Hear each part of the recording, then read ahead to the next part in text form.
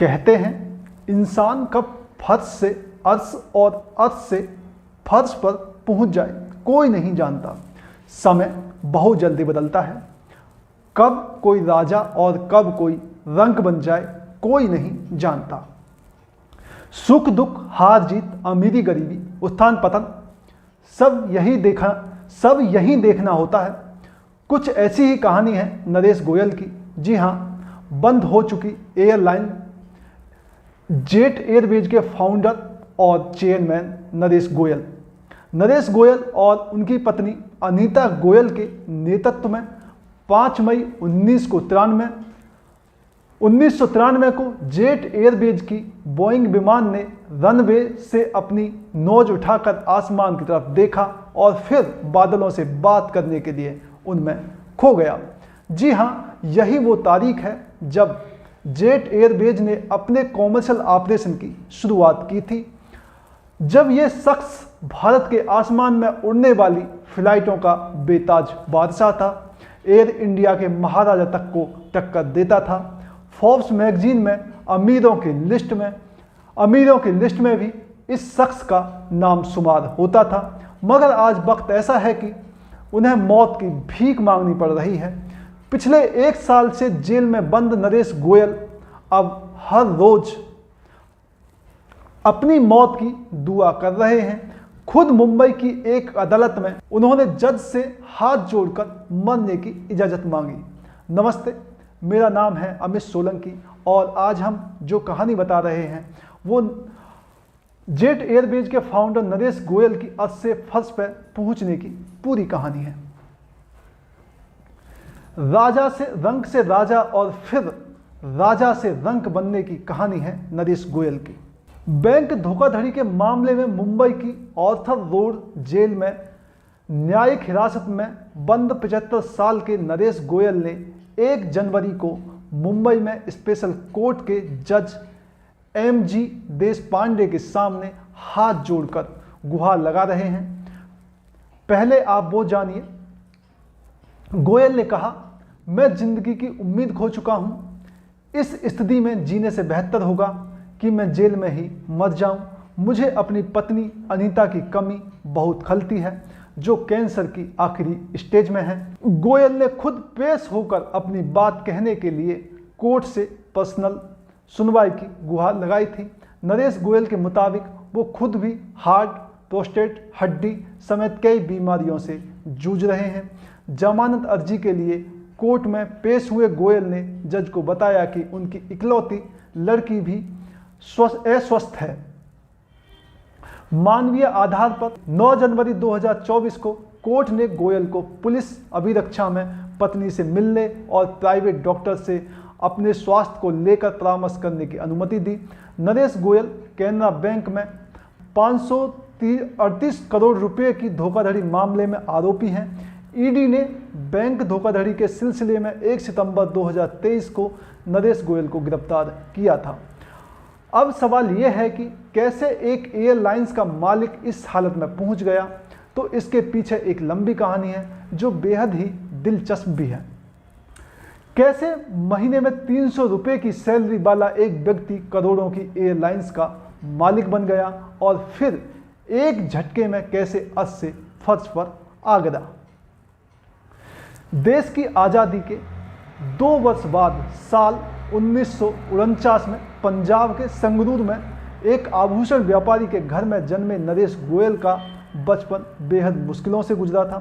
पिता का साया बचपन में ही उठ चुका था और महज 11 साल की उम्र में उनके सर से छत भी छिन गई थी, क्योंकि परिवार ऐसे मुश्किल आर्थिक संकट से में फंसा था कि घर तक की नीलामी हो गई थी।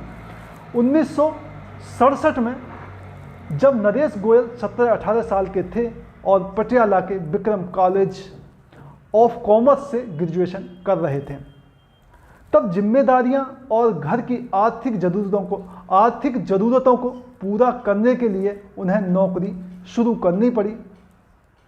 नरेश गोयल पंजाब के शहर संगरूर से दिल्ली आ गए थे।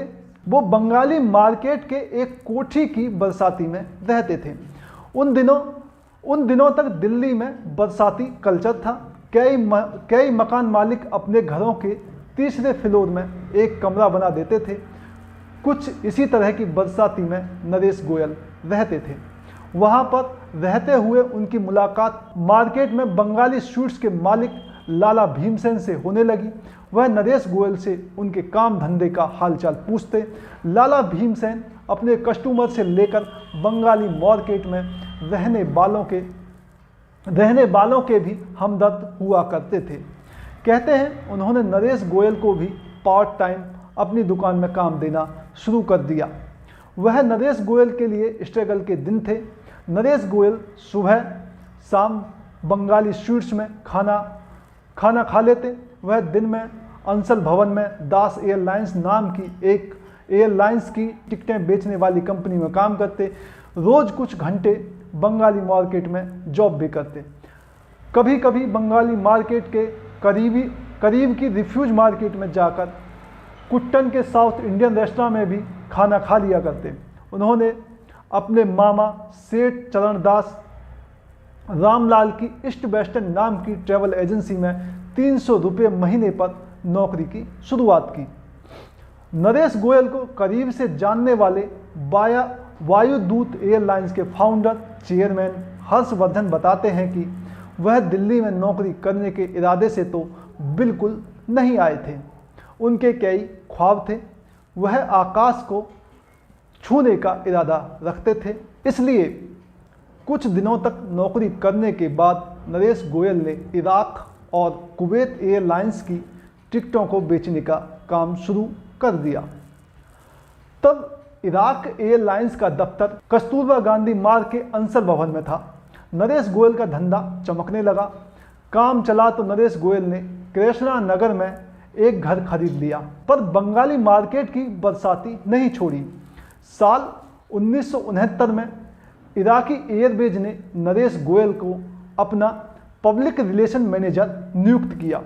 1971 से 1974 तक गोयल ने 2 और विदेशी एयरलाइंस के साथ में काम किया। मिडिल ईस्ट एयरलाइंस के भारतीय ऑफिस में भी नरेश गोयल ने काम किया। यहाँ उन्होंने टिकटिंग, रिजर्वेशन और सेल समेत ट्रैवलिंग बिजनेस के कई अहम पहलुओं को समझा। कारोबार के सिलसिले में खूब विदेश यात्राएं भी की। ट्रैवल बिजनेस की बारीकियों को समझते हुए उन्होंने अपना कारोबार शुरू करने का मन बना लिया। फिर साल 1974 में उन्होंने अपनी मां से करीब 15,000 रुपये लेकर जेट एयर नाम से अपनी खुद की ट्रैवल एजेंसी स्टार्ट कर दी। Jet Air agency Air France, Austrian Airlines और कैथे पैसिफिक जैसी कंपनियों का प्रतिनिधित्व करती थी। गोयल का ये कदम मील का पत्थर साबित हुआ और उनका कारोबार चल निकला। फिर जैसे जैसे साल बदले और दशक बदले, उनका कारोबार बढ़ता चला गया। 1990 में गोयल ने जेट एयरवेज की नींव रखी। 90 के शुरुआती दशक में देश की इकोनॉमी मुश्किल दौर में थी। तत्कालीन प्रधानमंत्री पीवी नरसिम्हा राव के नेतृत्व वाली सरकार ने ओपन स्काई पॉलिसी को हरी झंडी दे दी। इस मौके का नरेश गोयल ने हाथों हाथ लिया और घरेलू ऑपरेशन के लिए एयर टैक्सी की शुरुआत कर दी। इसके बाद नरेश गोयल ने पीछे मुड़कर नहीं देखा। एयर टैक्सी की शुरुआत के 2 साल के भीतर उनके बेड़े में 4 विमान शामिल हो चुके थे। 5 मई 1993 को जेट एयरवेज के बोइंग विमान के उड़ान भरने के साथ ही इसके कॉमर्शियल ऑपरेशन की शुरुआत हुई। घरेलू मार्केट में जेट एयरवेज ने तेजी से अपने पैर पसारे और साल 2002 में तो इसने भारतीय एविएशन मार्केट में हिस्सेदारी के मामले में इंडियन एयरलाइंस तक को पीछे छोड़ दिया। साल 2005 में एयरलाइंस ने कैपिटल मार्केट में एंट्री ली और 20% हिस्सेदारी के साथ नरेश गोयल की कुल संपत्ति 8,000 करोड़ रुपए के पार निकल गई। कंपनी ने अपना IPO भी पेश किया और इसके आने के बाद नरेश गोयल देश के सबसे अमीरों में शामिल हो गए। उन्हें फोर्ब्स ने 16वें नंबर पर रखा था अपना कारोबार बढ़ाने के लिए उन्होंने 2006 में एयर सहारा एयरलाइंस को 1450 करोड़ रुपए में खरीदा, जिसमें जेट एयरवेज को 27 विमान और 12% हिस्सेदारी के साथ कुछ इंटरनेशनल रूट्स भी मिले। लेकिन इस डील को ही जेट एयरवेज के लिए बुरे दिनों की शुरुआत माने जाना लगा। नरेश गोयल ने एयर सहारा का नाम जेट लाइट किया और इसे सस्ते टिकट पर फुल सर्विस एयरलाइन के तौर पर संचालित किया। इस समय तक बजट एयरलाइंस का दौर शुरू हो चुका था। जेट को इंडिगो और स्पाइस जेट जैसी एयरलाइंस से कड़ी चुनौती मिलने लगी। इस रेस में गोयल ने जेट एयरवेज और जेट लाइट पर खूब पैसा खर्च किए। जानकारों का मानना है कि यहीं से कंपनी वित्तीय संकट में फंसती चली गई। 5 से 6 साल में एयरलाइन सेक्टर में बड़ा बदलाव आया जब इंडिगो जेट एयरवेज से आगे निकल गई। इसी समय रुपये की गिरती कीमत और तेल के बढ़ते दाम ने खेल को और बिगाड़ दिया। किंगफिशर जैसे एयरलाइंस धड़ाम हो गई और जेट एयरवेज भी मुश्किल में फंस गई। इस दौरान जेट ने बड़ी संख्या में करीब 1900 कर्मचारियों को भी निकाला था। हालांकि सरकारी हस्तक्षेप के बाद उन्हें फिर बहाल भी किया गया था। साल 2013 में यूएई की एक एतिहाद ने जेट में 24% हिस्सेदारी खरीद ली।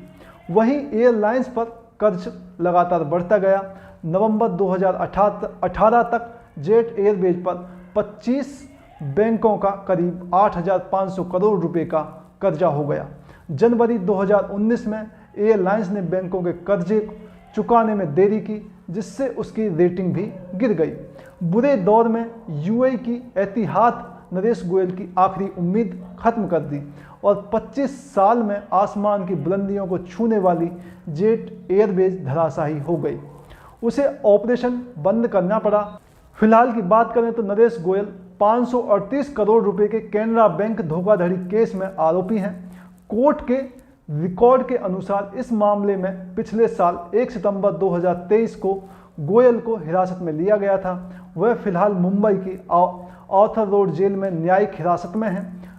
गौरतलब है बीते साल 23 नवंबर 2022 को कैनरा बैंक के अधिकारियों ने जेट एयरवेज के नरेश गोयल, अनीता गोयल, गौरंग आनंद शेट्टी और अज्ञात लोगों के खिलाफ धोखाधड़ी, आपराधिक षड्यंत्र और विश्वासघात का आरोप लगाया था, जिससे कैनरा बैंक को 538.62 करोड़ रुपए का नुकसान हुआ था। कैनरा बैंक की ओर से धोखाधड़ी का केस दर्ज किए जाने पर नरेश गोयल अर्श से फर्श पर आ गए। रही सही कसर 1 सितंबर 2023 को ईडी की ओर से उनकी गिरफ्तारी ने पूरी कर दी। तेरे जीवन का है कर्मों से नाता, तू ही अपना भाग्य विधाता। जैसी लिखेगा कर्मों की रेखा, देना होगा तिल तिल का लेखा। ये कहावत नरेश गोयल पर सही साबित हुई। उन्होंने अपनी किस्मत लिखी और अपनी किस्मत खुद ही लिखते हुए खुद ही उनको अपना हिसाब देना पड़ा।